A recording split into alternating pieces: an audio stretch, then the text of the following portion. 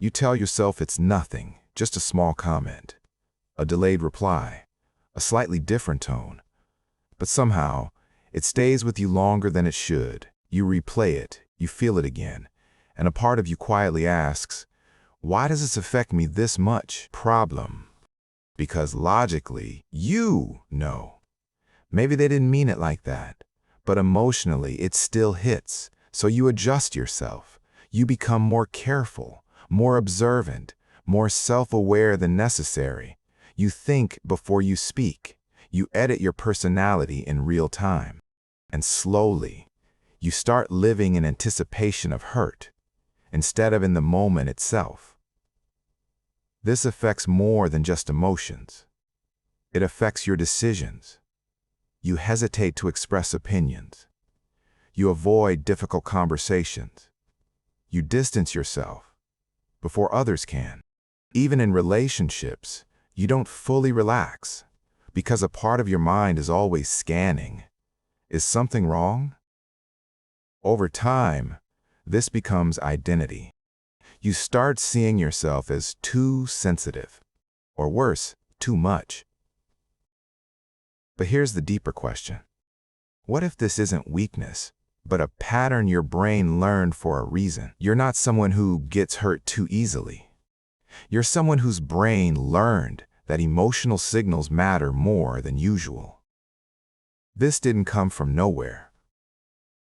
At some point in your life, being alert to emotional shifts protected you. Maybe it helped you avoid conflict. Maybe it helped you read people faster.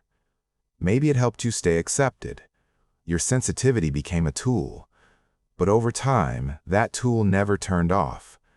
And now, it reacts even when there's no real danger. So what feels like overreaction is actually overprotection. The system isn't broken. It's just too active. Psychological mechanism. Think of your brain like a smoke alarm. Its job is simple: detect threat. But not all smoke alarms are calibrated the same. Some only go off during real fires. Others go off while you're just making tea. When you get hurt easily, your emotional system works like a highly sensitive alarm. This is connected to something called threat detection bias. Your brain, especially the amygdala, becomes faster at identifying emotional risk. Here's the mechanism. Cause: repeated emotional experiences where small signals mattered. Mechanism: your brain builds a shortcut. It tries to interpret them. This is where cognitive filling happens. When information is incomplete, your brain fills the gaps. But it doesn't fill them randomly. It fills them based on past emotional memory. So if your past taught you silence means rejection, then even neutral silence feels heavy. Here's a simple mental model. Your brain is like a prediction machine. It doesn't wait for full evidence. It predicts and reacts early. And when you're sensitive, those predictions lean toward emotional caution. But this raises a quiet question. If your brain is predicting, can you change what it predicts? Practical framework. This isn't about becoming less sensitive. It's about retraining how your brain interprets signals. Here are 5 grounded ways to do that. 1. Separate signal from story. What to do? Pause and identify what actually happened versus what you're assuming. Why it works. This engages your prefrontal cortex, reducing automatic emotional interpretation. Example: instead of, "They ignored me," you say, "They replied late." The first is a story. The second is a fact. That small shift weakens emotional intensity. 2. Delay. Emotional conclusions. What to do? Give yourself a time buffer before reacting. Why it works? Your brain's initial reaction is fast and emotional, but slower thinking often corrects it. This is dual process theory. Fast system versus slow system. Example: you receive a cold message. Instead of responding immediately, You wait 30 minutes. Often, your interpretation softens on its own. 3. Expand. Possible explanations. What to do? Force your brain to generate at least 3 neutral explanations. Why it works? It disrupts cognitive bias and increases mental flexibility. Example: they seem distant. Possible reasons: they're tired, they're busy, they're dealing with something unrelated. Now your brain has options, not just one emotional conclusion. 4. Reduce emotional personalization. What to do? Remind yourself: not everything is about you. Why it works?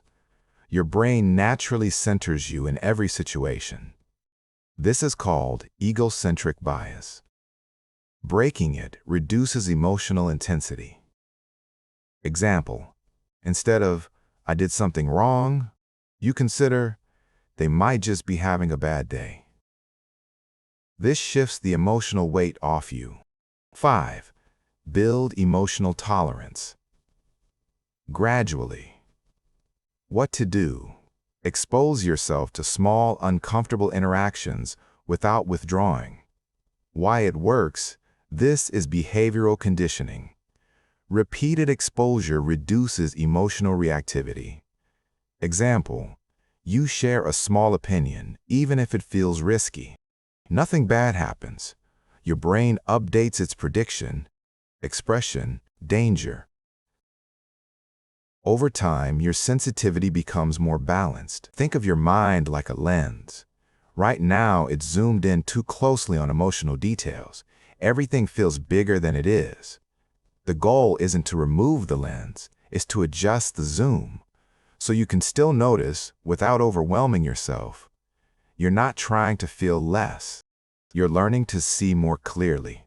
Because sensitivity, when balanced, is not a weakness. It's precision. You may still feel things deeply. A comment might still stay with you. A silence might still feel loud. But slowly, you begin to notice the space between what happens and what you believe it means. And in that space, something changes. Not your sensitivity, but your relationship with it. You stop reacting to every signal. You start choosing which ones matter. And maybe, for the first time, you don't feel like you're too much. You just feel aware.